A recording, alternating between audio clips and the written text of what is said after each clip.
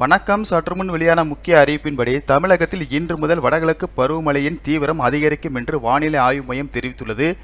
இன்று 22 மாவட்டங்களில் கனமழை பெய்யக்கூடும் என எச்சரிக்கை விடுத்துள்ளது. மேலும் பள்ளி, கல்லூரி போன்ற முக்கியமான அறிவிப்புகளும் வெளியாகியுள்ளன. ஸோ இதை பற்றி விரிவாக தெரிஞ்சுக்க விடும்னா இந்த வீடியோவை கடைசி வரைக்கும் ஸ்கிப் பண்ணாமல் பாருங்க. வீடியோக்குள்ளே போகிறதுக்கு முன்னாடி இந்த சேனலை இது வரைக்கும் சப்ஸ்கிரைப் பண்ணாங்க, சப்ஸ்கிரைப் பண்ணிக்கோங்க.